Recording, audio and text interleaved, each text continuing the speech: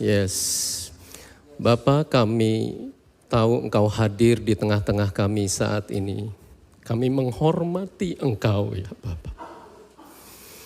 Kami memuliakan-Mu. Kami nyatakan bahwa Engkau Allah yang berdaulat.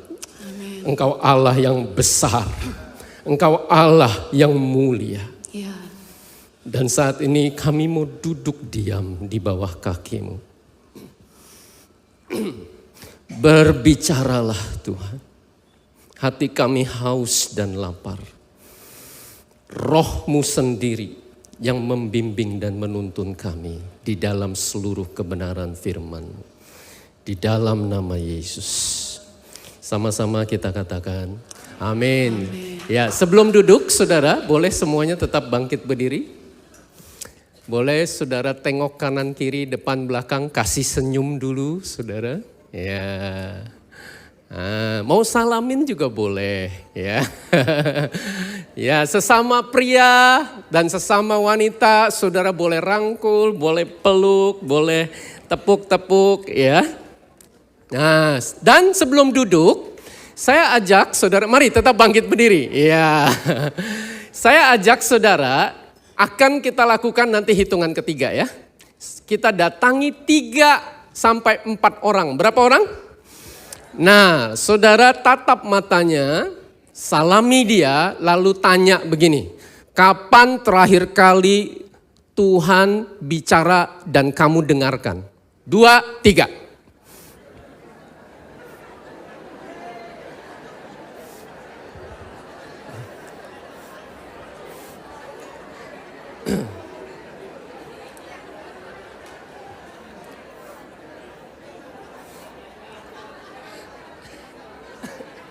Yes. Nggak harus selalu dijawab dengan kata-kata, saudara. Boleh dijawab dalam hati. Tapi pertanyaan itu adalah pertanyaan yang sederhana. Pertanyaan yang mendasar. Dan juga pertanyaan yang sangat penting. Bapak Ibu Saudara terkasih, hari ini kita akan bersama-sama mengerti dan belajar bagaimana cara mendengarkan Allah berbicara. Wow, ada beberapa orang saudara ketika mendengar bahwa mendengarkan Tuhan bicara, itu mistik.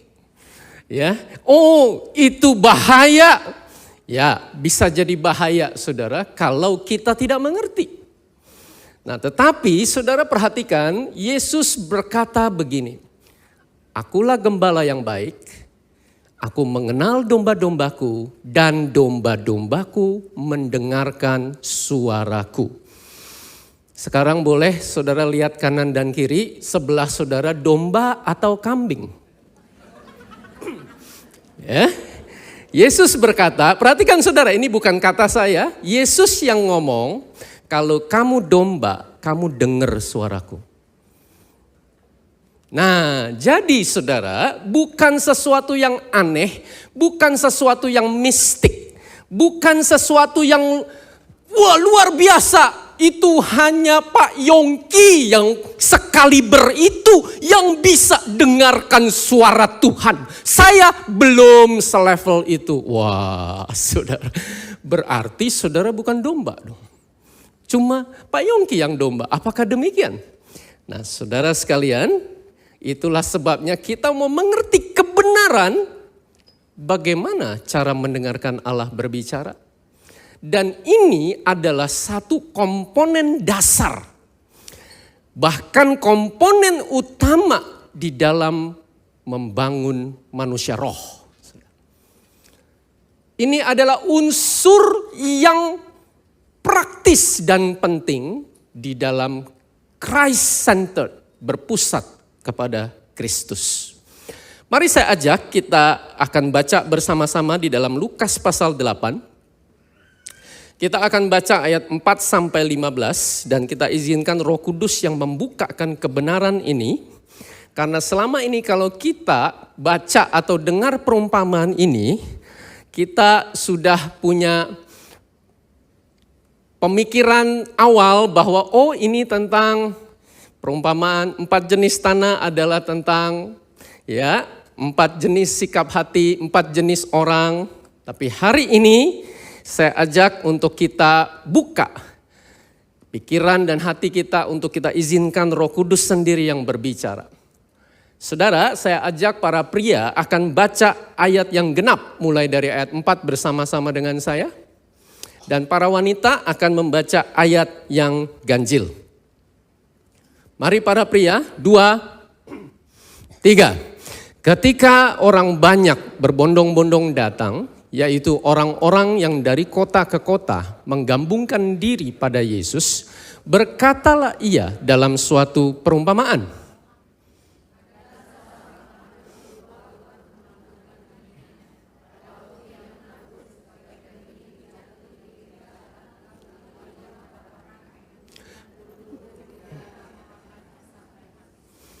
Sebagian jatuh di tanah yang berbatu-batu, dan setelah tumbuh ia menjadi kering karena tidak mendapat air.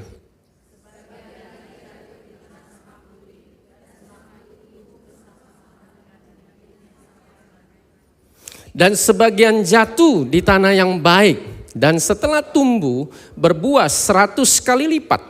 Setelah berkata demikian, Yesus berseru, "Siapa mempunyai telinga untuk mendengar, hendaklah ia mendengar."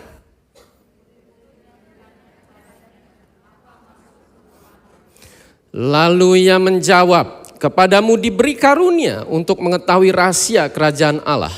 Tetapi kepada orang-orang lain hal itu diberitakan dalam perumpamaan, supaya sekalipun memandang mereka tidak melihat, dan sekalipun mendengar mereka tidak mengerti."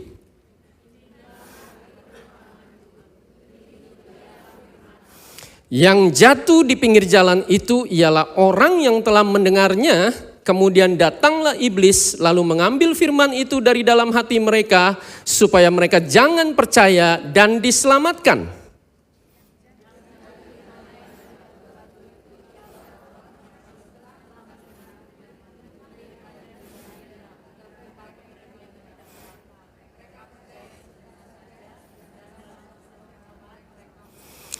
Yang jatuh dalam semak duri ialah orang yang telah mendengar firman itu, dan dalam pertumbuhan selanjutnya mereka terhimpit oleh kekhawatiran dan kekayaan dan kenikmatan hidup, sehingga mereka tidak menghasilkan buah yang matang. Ayat 15 baca sama-sama.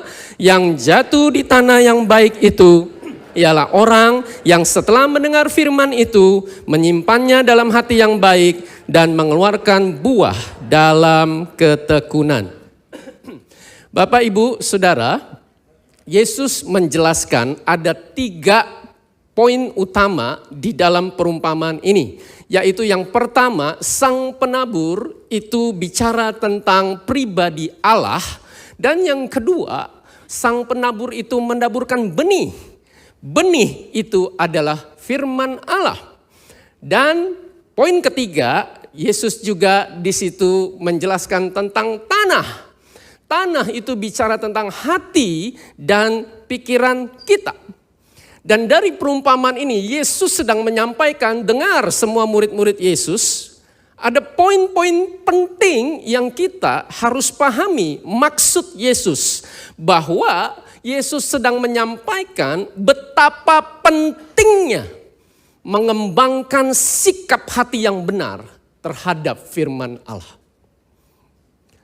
Saudara, sedemikian pentingnya sikap hati ini karena sikap hati inilah yang akan menentukan firman itu akan berbuah atau tidak. Saudara.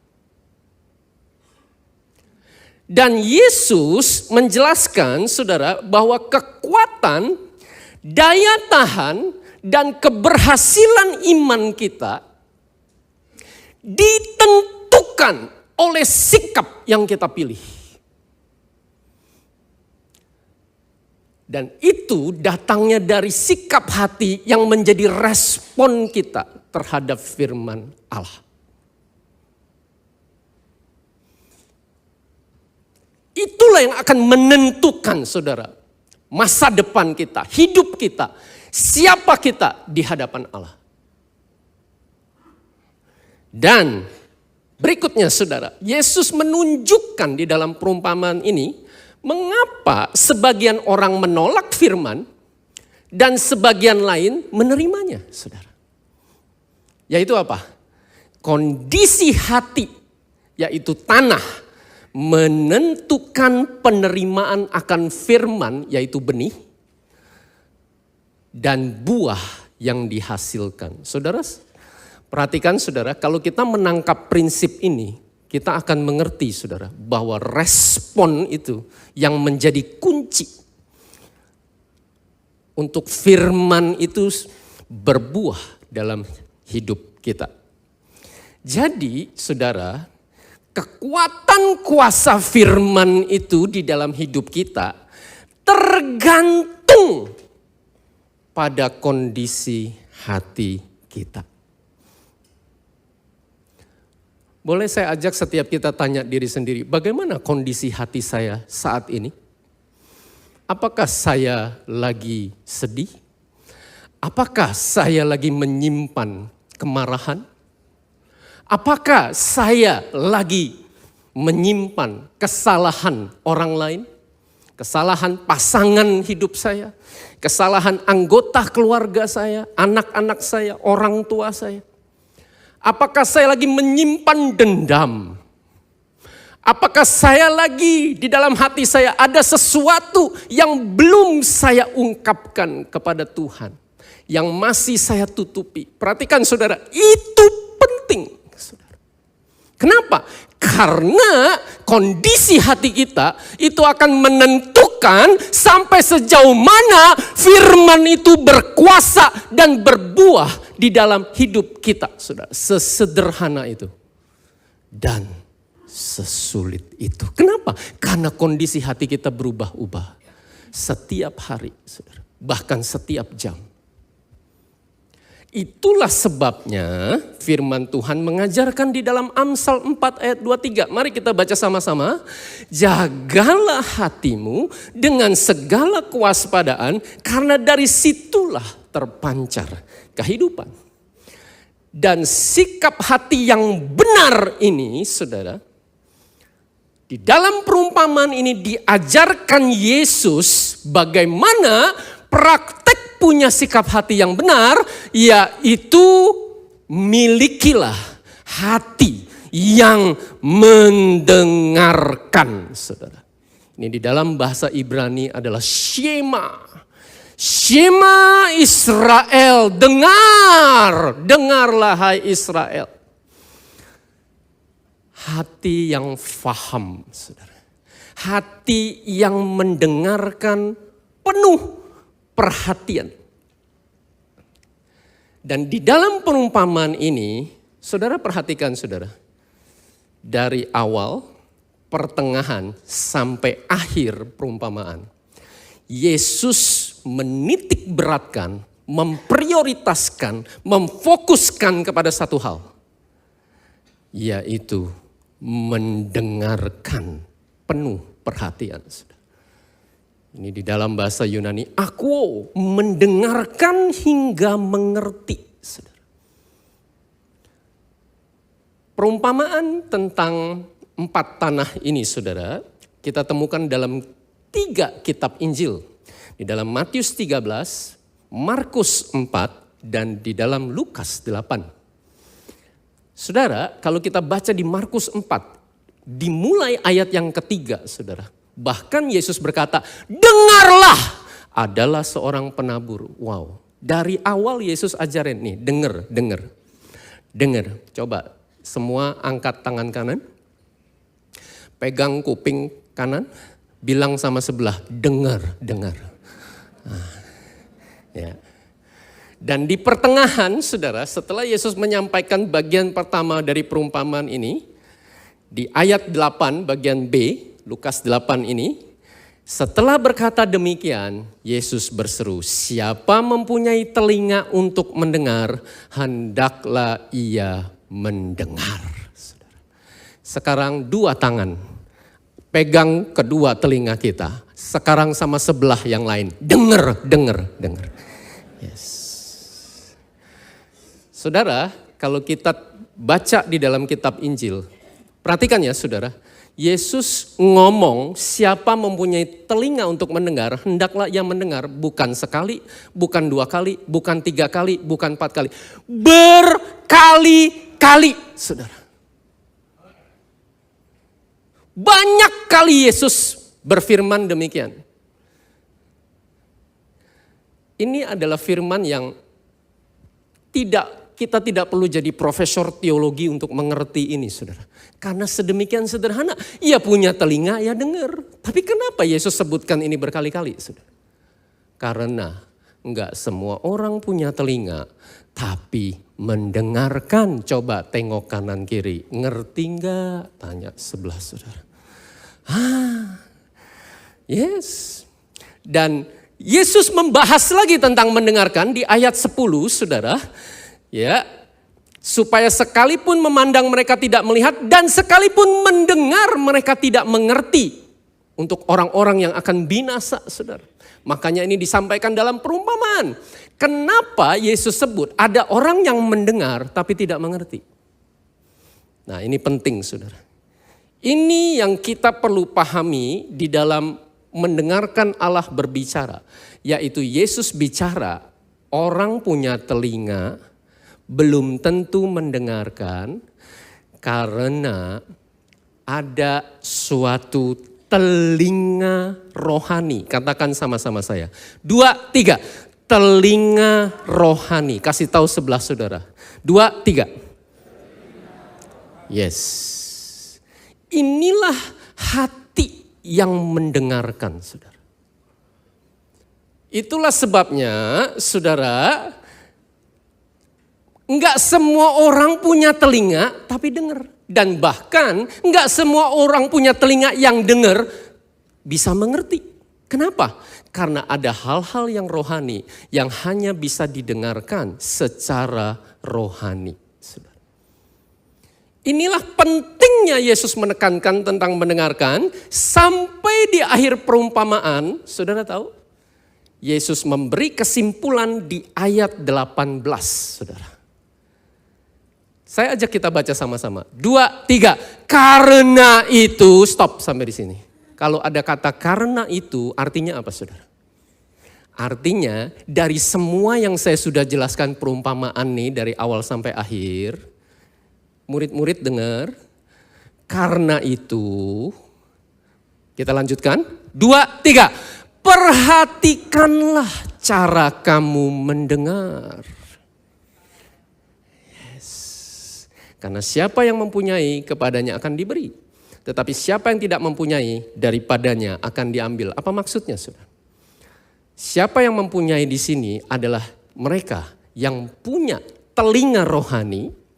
Itulah sebabnya karena mendengarkan, melakukan firman Tuhan akan diberi, akan dikaruniai dari kerajaan Allah untuk mengerti dan melakukan, saudara, sehingga dia diberi buah-buah yang dihasilkan. Tetapi kepada siapa yang tidak mempunyai, siapa itu yang tidak mempunyai? Yaitu yang pinggir jalan, yang berbatu-batu dan yang semak duri. Enggak punya telinga rohani, tidak punya, saudara, ketaatan sampai akhir, makanya apapun juga yang ada padanya akan diambil daripadanya. Apa yang diambil? Benih firman Allah itu akan diambil. Saudara. Nah, saudara, itu sebabnya saat ini saya ajak untuk kita sama-sama menangkap maksud Yesus. Ketika Yesus berkata 4 tanah, saudara. Ini menggambarkan 4 sikap hati.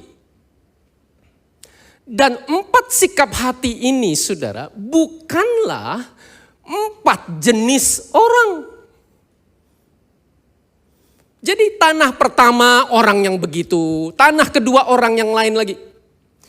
4 tanah ini sesungguhnya, saudara, adalah dinamika sikap hati kita yang kadang hati kita jadi tanah pinggir jalan. Dinamika hidup membawa kita tanah hati kita menjadi berbatu-batu. Lalu beberapa tahun berikutnya tanah kita jadi semak duri. Tadinya nggak punya duit, sekarang sudah banyak duit. Dihimpit oleh kekayaan, kenikmatan hidup. Itu sikap hati kita, saudara. Dan semoga kita memiliki sikap hati yang keempat, yaitu tanah yang baik.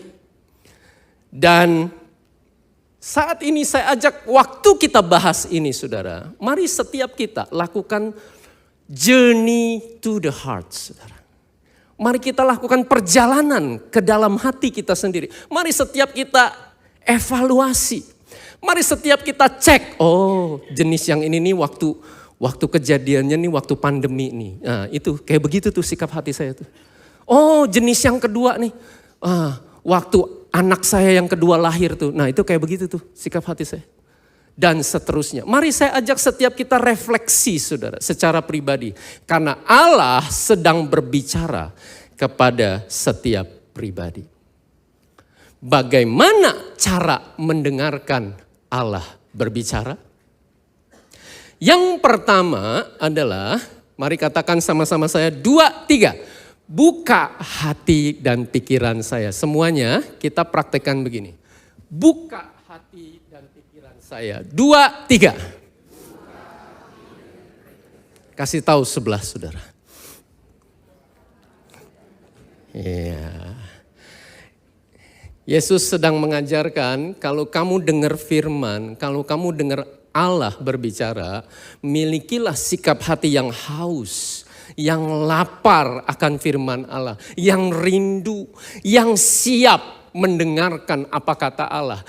Hati yang mau taat, hati yang benar-benar menanti-nantikan apa yang Tuhan mau bicara buat saya. Di ayat yang kelima, Yesus menjelaskan begini, sebagian benih itu jatuh di pinggir jalan, lalu diinjak orang dan burung-burung di udara memakannya sampai habis. Inilah tanah pinggir jalan, saudara. Lalu Yesus jelaskan di ayat 12, yang jatuh di pinggir jalan itu ialah orang yang telah mendengarnya, kemudian datanglah iblis, lalu mengambil firman itu dari dalam hati mereka, supaya mereka jangan percaya dan diselamatkan. Saudara, supaya kita mengerti konteks apa yang Yesus jelaskan, saudara. Yesus benar-benar menjelaskan secara konkret apa yang terjadi sehari-hari pada masa itu di Israel, saudara. Bahwa penabur, para petani itu, saudara, mereka pakai itu kantong benih, saudara. Itu kalau sekarang itu seperti tas pinggang dengan pouch yang ada di samping pinggang mereka. Mereka akan ambil benih itu, saudara, di tengah-tengah sawah. Lalu mereka akan menyebar. Nyebarnya bukan begini, saudara. Menyebar itu broadcast, saudara. Melempar secara luas, jadi di swing gitu, saudara. Lalu dia jalan lagi, saudara. Dan itu sebabnya ada sebagian benih yang jatuhnya, saudara kalau pernah ke sawah, saudara tahu ada jalan setapak, saudara. Jalan yang kecil yang membedakan sawah petak yang satu dengan petak yang lain. Dan jalan setapak itulah yang Yesus maksud di pinggir jalan. Jalan setapak itu, saudara, itu tidak terhindarkan, itu kena benih juga. Karena penabur itu menaburkan dengan menyebar, saudara. Dan ditambah lagi ada angin sehingga membawa benih itu sampai sebagian jatuh di jalan setapak di pinggir jalan itu. Dan ada 3 ciri dari jalan setapak, yaitu tanahnya keras, saudara. Karena diinjak-injak terus setiap hari. Tanahnya tertutup rapat dan tanahnya sempit, saudara. Makanya disebut setapak. Kalau ada berpapasan 2 orang di jalan setapak itu sudah repot, saudara. Kenapa? Karena sempit sekali jalan setapak itu dibuat sebenarnya hanya untuk 1 orang. Dan ini bicara tentang sikap hati dan pikiran yang keras, yang tertutup, dan yang sempit. Apakah saudara pernah ketemu orang dengan pikiran yang demikian, saudara? Hatinya keras. Apa? tertutup, nggak mau terima kebenaran. Dan pikirannya sempit. Wow. Nah, saudara sekalian, kenapa ada orang yang hati dan pikirannya kayak begini, saudara? Karena ada 3 penyebab, saudara. Yang pertama adalah keangkuhan. Orang yang berkata di dalam hatinya, ya kalau perkara ini sih saya bisa lah lakukan sendiri. Apalagi soal pekerjaan saya. Pengalaman saya sudah sekian tahun, saya tidak butuh Allah. Ngapain, nggak usahlah doa-doa dalam hal ini. Saya tahulah, apalagi bidang itu pengalaman saya. Saya ngerti, I know what I'm doing. Dan itulah sebabnya saya tidak perlu berkomunikasi dengan Allah. Saya tidak perlu mendengarkan Allah berbicara. Saya mau ngaku dosa, saudara. Dalam hal ini saya orangnya, saudara. Pernahkah saudara juga pernah mengalami periode yang demikian ini, saudara? Saya pernah berkata dalam hati, apa ini perumpamaan nih? Saya sudah khatam Alkitab berapa kali? Saya sudah baca ini puluhan kali. Dan saudara, itulah sebabnya saya menutup hati saya, pikiran saya kepada pencerahan yang Roh Kudus ingin bukakan. Berapa banyak di antara kita? Boleh saya ajak setiap kita cek hati kita. Apakah keangkuhan menutup hati dan pikiran saya? Sehingga saya tidak mendengarkan Allah berbicara. Yang kedua adalah karena ketakutan, saudara.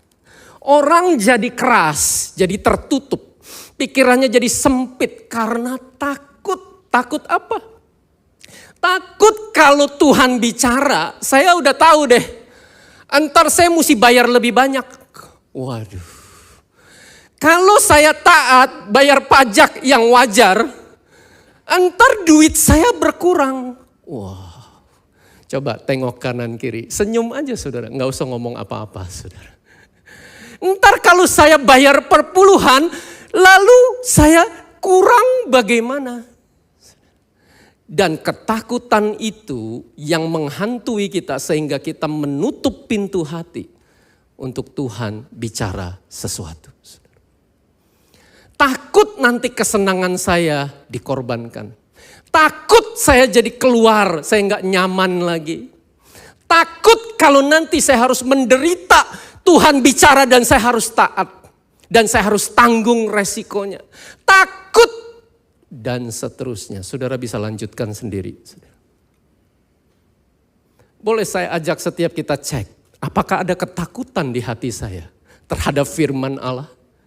Perhatikan saudara, ini pergumulan setiap kita, saya pun pernah saudara.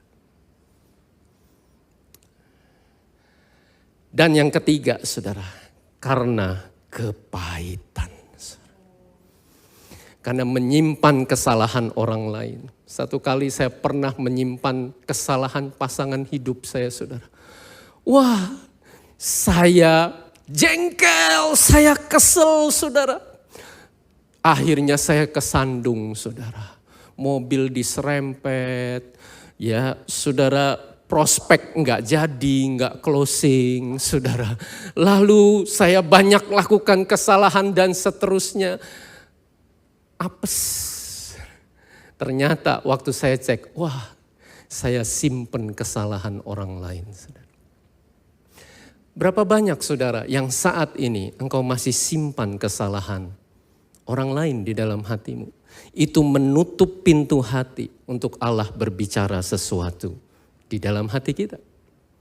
Bahkan saudara lebih daripada itu, berapa banyak saudara yang menjadi terluka.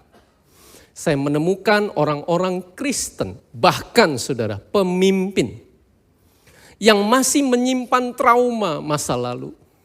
Yang masih menyimpan masa kecil yang sangat kelam hingga sampai dengan hari ini saudara. Mereka bersikap keras, mereka bersikap tertutup, mereka bersikap saudara. Berusaha tegar, tetapi sesungguhnya saudara, itu adalah sikap yang keliru. Saudara sekalian, saya menemukan orang-orang yang berkata di dalam hatinya, kenapa Tuhan izinkan semua ini terjadi?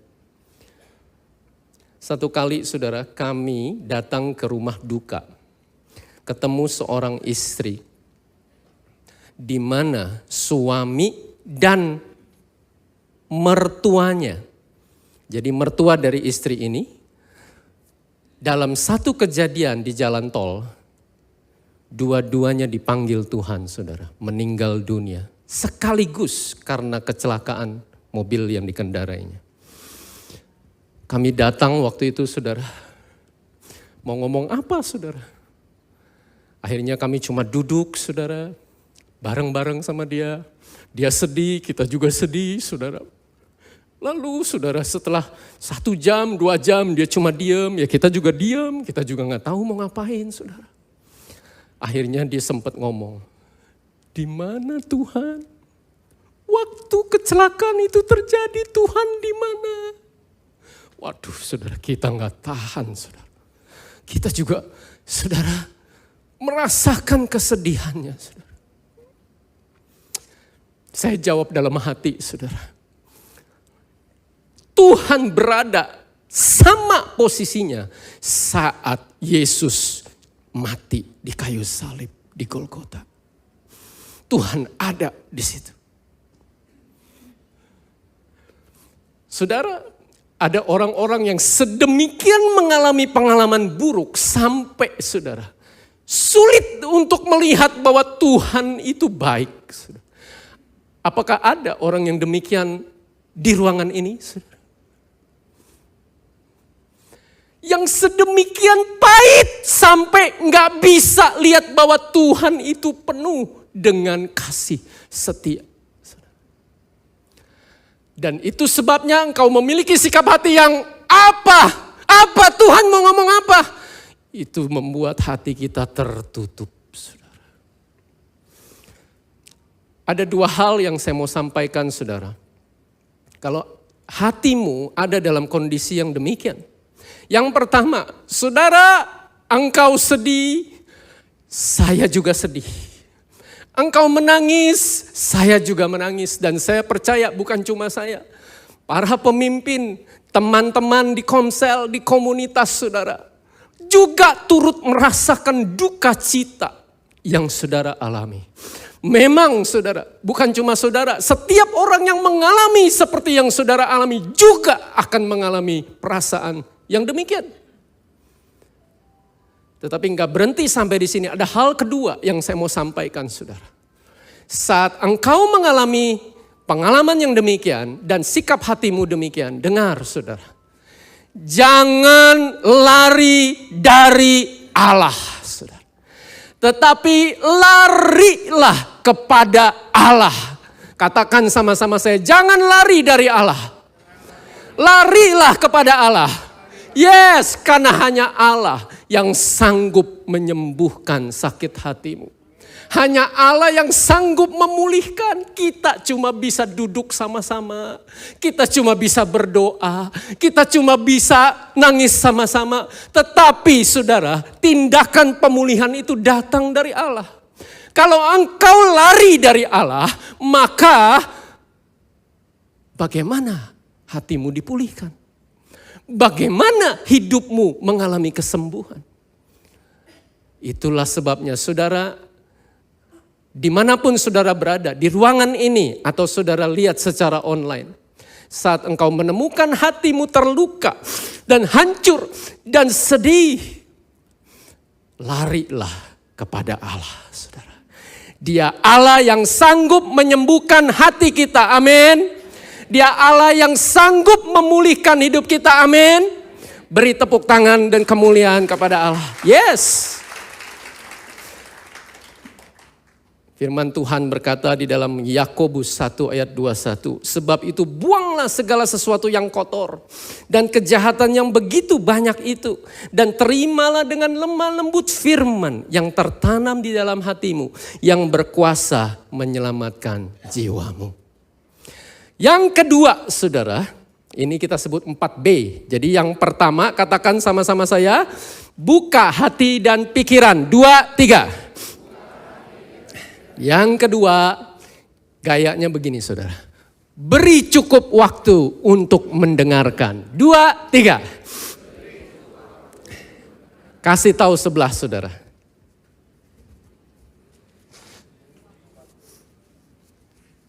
Ya. Yang kedua ini sebagian jatuh di tanah yang berbatu-batu dan setelah tumbuh ia menjadi kering karena tidak mendapat air. Itu di ayat 6. Lalu di ayat 13 Yesus jelaskan. Yang jatuh di tanah yang berbatu-batu itu ialah orang yang setelah mendengar firman itu menerimanya dengan gembira. Tetapi mereka itu tidak berakar. Mereka percaya sebentar saja dan dalam masa pencobaan mereka murtad.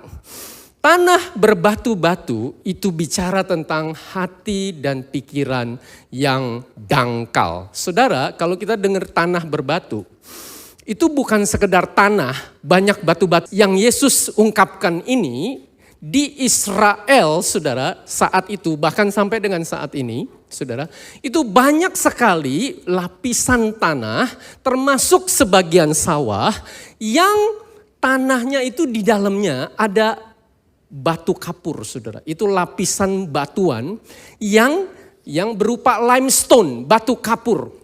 Dan saudara, di sebagian sawah itu hanya 3-4 inci lapisan tanah di atas batu kapur itu, saudara. Sehingga waktu ada sebagian benih jatuh di atas tanah yang batu kapur ini, benih itu bertunas. Tetapi karena lapisannya cuma 3-4 inci, itu tidak berakar, saudara. Itu cuma cetek, cuma dangkal. Waktu matahari bersinar panas, saudara, tumbuhan itu akan layu, saudara. Itu bicara tentang pikiran yang dangkal. Hati yang cetek, saudara.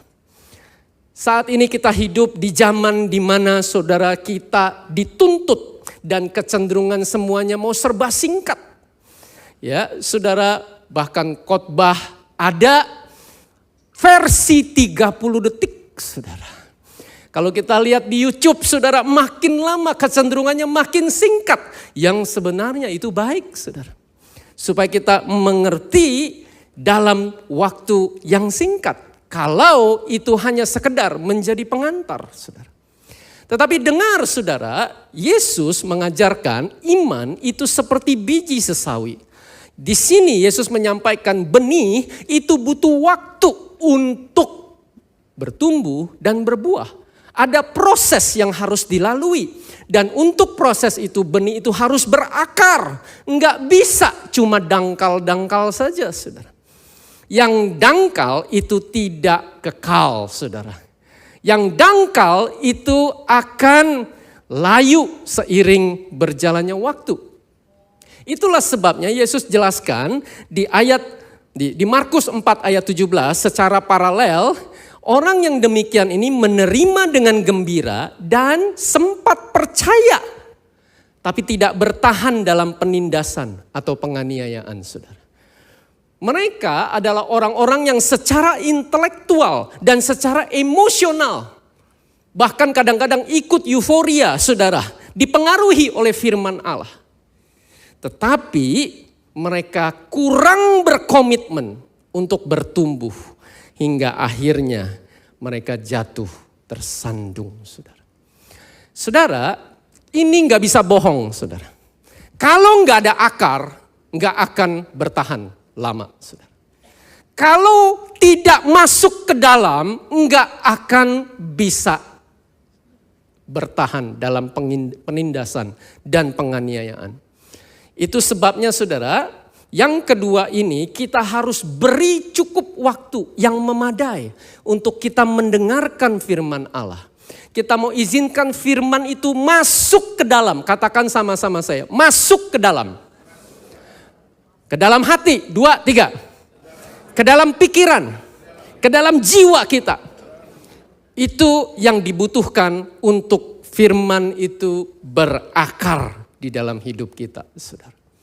Dan ini, saudara, dibutuhkan komitmen kita untuk kita duduk di bawah kaki Tuhan.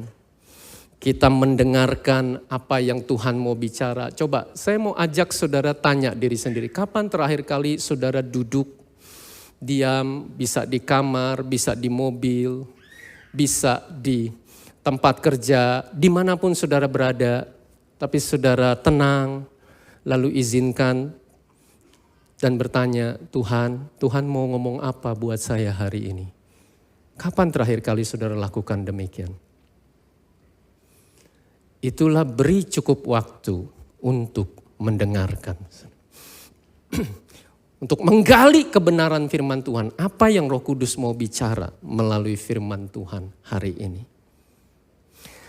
Yang ketiga, katakan sama-sama saya. Ya, nah ini gayanya begini saudara. Buang segala penghalang dan gangguan. 2, 3. Kasih tahu sebelah saudara. Iya. Nah saudara, banyak kali kita mau dengarkan Tuhan tapi pikiran kita penuh sesak saudara.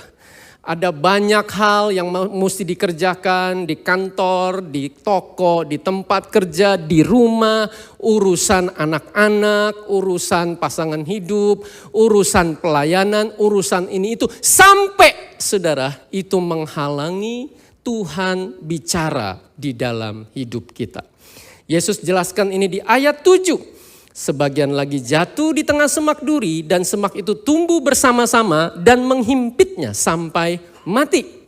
Dan dijelaskan Yesus ayat 14, yang jatuh dalam semak duri ialah orang yang telah mendengar firman itu dan dalam pertumbuhan selanjutnya mereka terhimpit. Ada 3 saudara, oleh kekhawatiran dan kekayaan dan kenikmatan hidup sehingga mereka tidak menghasilkan buah yang matang. Tanah bersemak duri adalah pikiran yang terhalang oleh gangguan. Dan Yesus menjelaskan ada 3 jenis gangguan, yaitu kekhawatiran, kekayaan, dan kenikmatan hidup. Orang yang khawatir itu nggak bisa dengarkan Allah bicara, saudara, nggak bisa. Coba, saudara yang lagi khawatir. Enggak bisa kita lagi khawatir terus berdoa. Itulah sebabnya firman Allah ajarkan begini, kalau kamu mau berdoa, kuasailah dirimu dan jadilah tenang supaya kamu dapat berdoa. Orang yang khawatir saudara enggak bisa berdoa karena dia enggak bisa menguasai pikirannya. Ada yang karena kekayaan saudara itu menjadi semak duri. Orang yang cari duit terus, nggak punya waktu bagi Allah, saudara. Ya, bahkan hari Minggu, saudara, dari pagi sampai sore udah nggak ada waktu lagi, saudara, untuk ibadah. Saya ketemu orang-orang yang demikian. Dan saya tanya, kalau gitu waktunya kamu sempatnya kapan? Waduh, dia nggak bisa jawab, saudara. Ya, saudara, ada orang-orang yang sampai sedemikian bekerja keras, sampai nggak ada waktu untuk mendengarkan Allah. Dan yang ketiga, karena kenikmatan hidup.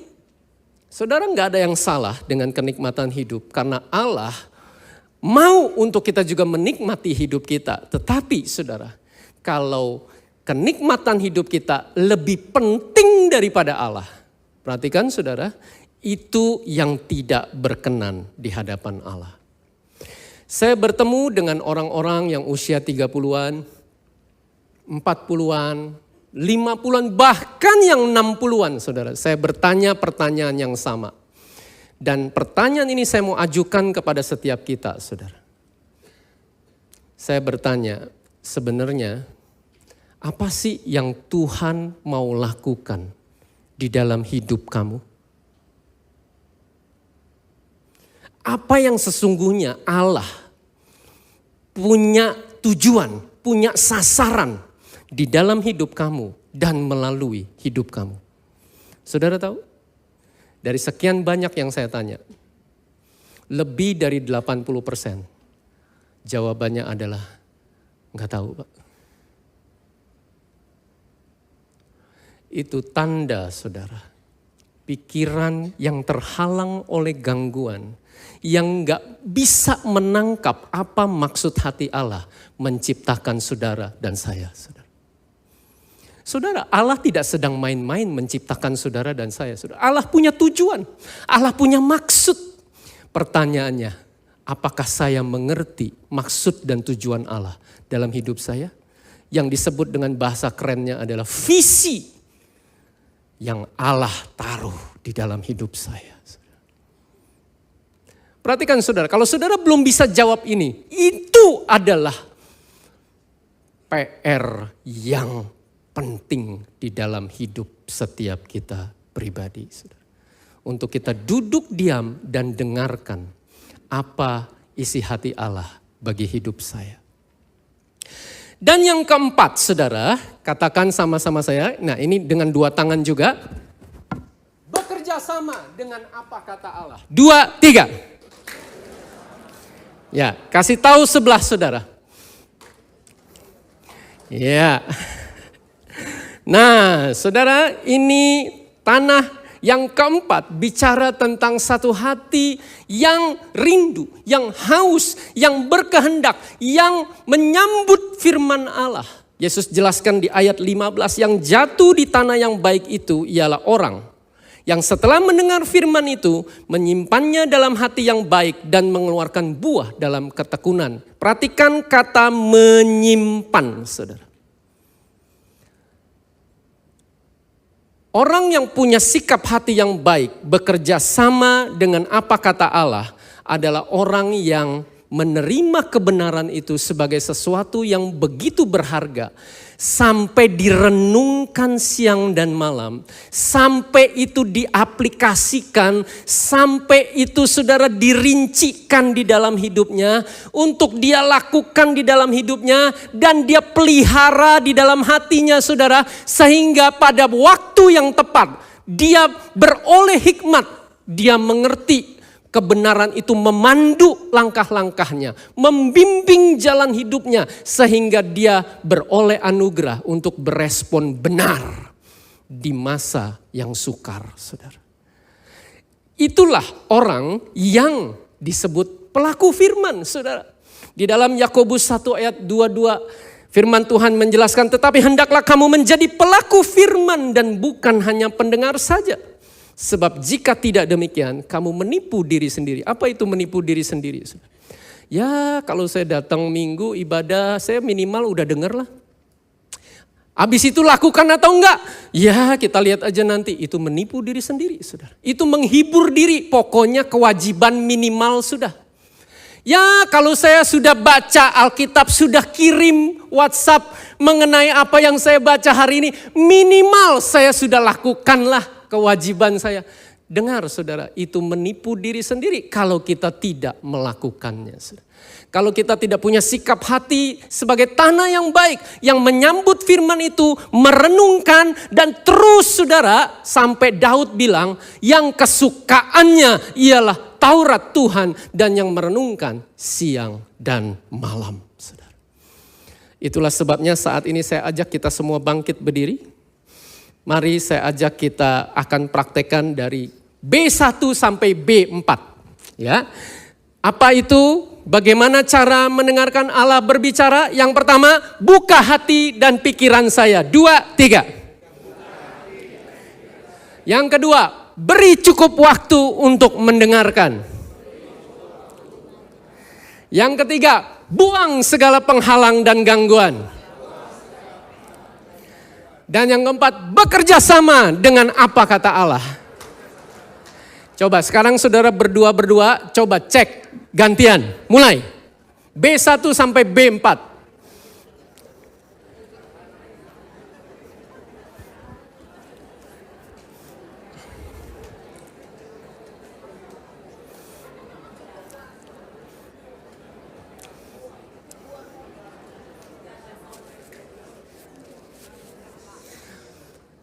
Ya, sudah semuanya? Kalau sudah coba sekali lagi semuanya lihat ke sini. Kita barengan ya, dari B1 sampai B4. Bagaimana cara mendengarkan Allah berbicara? Yang pertama, buka hati dan pikiran saya. Yang kedua, beri cukup waktu untuk mendengarkan. Yang ketiga, buang segala penghalang dan gangguan. Yang keempat, bekerja sama dengan apa kata Allah. Mari kita beri tepuk tangan buat kita semua.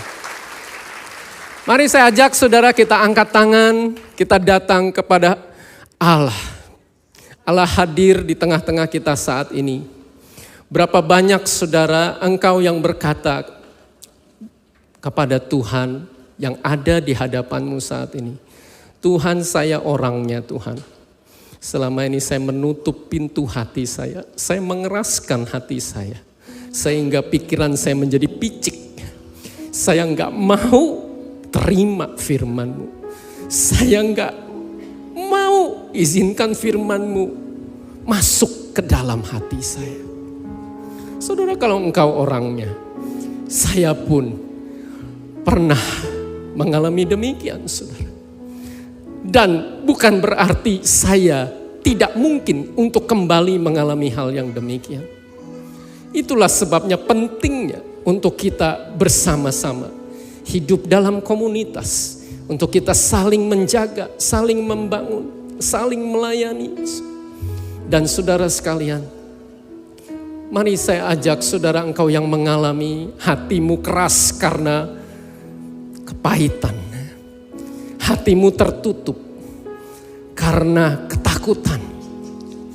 Hatimu, pikiranmu menjadi sempit karena kekhawatiran. Karena kesalahan orang lain yang engkau simpan. Mari saya ajak bersama-sama dengan saya, kita taruh tangan di dada kita. Dan maukah saudara berkata kepada Tuhan, Tuhan, ini hatiku Tuhan. Tuhan, Engkau yang mengenal hatiku Tuhan. Yes.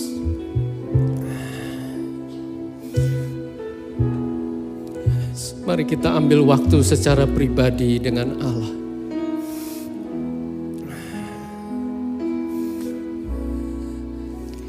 Jiwaku terbuka untuk-Mu Tuhan. Selidiki,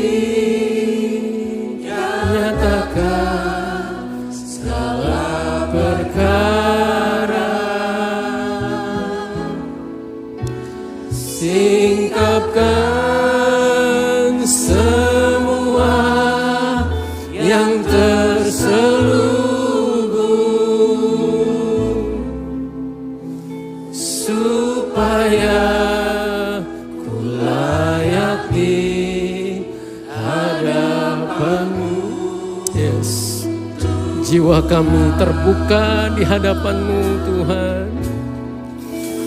Jiwaku terbuka untuk-Mu Tuhan. Selidiki, nyatakan segala perkara. Yes, yes. Singkapkan semua yang terselubung, supaya ku layak di hadapan-Mu Tuhan. Berapa banyak saudara engkau yang menemukan hatimu ternyata sedemikian dangkal. Engkau jatuh begitu mudah di dalam pencobaan. Engkau jatuh begitu rentan, begitu naif, sehingga engkau tidak lagi mampu menguasai dirimu. Engkau jatuh dalam rupa-rupa kecemaran, hawa nafsu, dosa-dosa demikian yang engkau alami dalam hidupmu. Dan engkau menemukan ternyata hubunganmu dangkal dengan Allah. Saudara, engkau yang mengalami demikian, mari datang kepada Allah. Taruh tanganmu di dadamu, mari kita cari wajahnya. Mari datang dengan rindu. Mari saat ini, saudara, engkau yang tertutup hati, keras dan sempit, dan juga engkau yang dangkal. Maukah saat ini engkau bangun komitmen dengan Allah? Berapa banyak engkau yang mau berkata kepada Tuhan, Tuhan aku mau ampuni orang yang bersalah kepadaku. Tuhan aku mau tinggalkan masa laluku, karena yang lama sudah berlalu. Sesungguhnya yang baru sudah datang. Tuhan, aku mau izinkan firman-Mu masuk ke dalam hatiku. Aku mau lembutkan hatiku Tuhan. Dan berapa banyak engkau yang mau berkomitmen, aku mau sediakan waktu. Duduk di dalam hadirat Tuhan. Mengerti firman Allah. Menyelidiki firman Allah. Menyediakan telinga untuk Tuhan sendiri yang bicara ke dalam hati saya.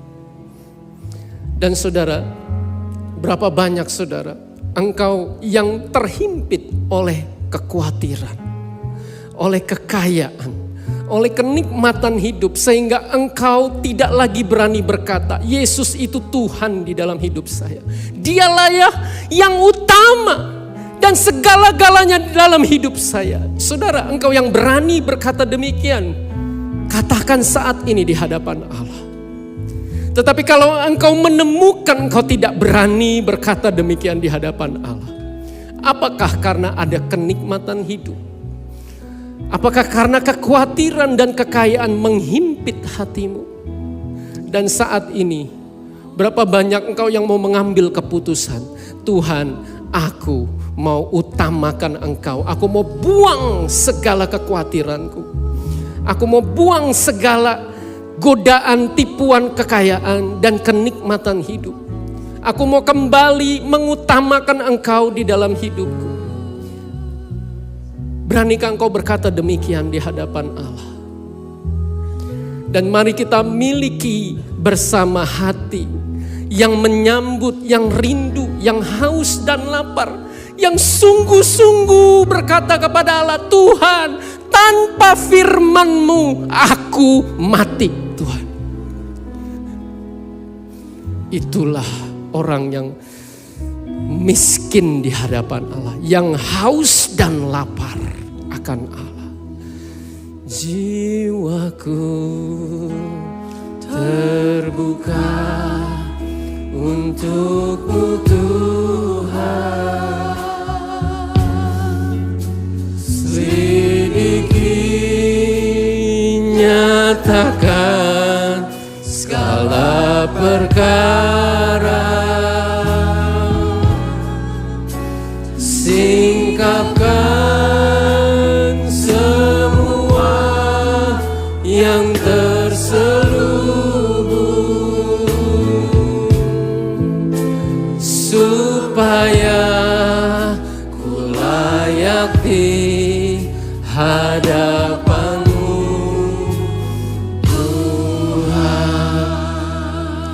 Bapa, kami berdoa di dalam nama Yesus.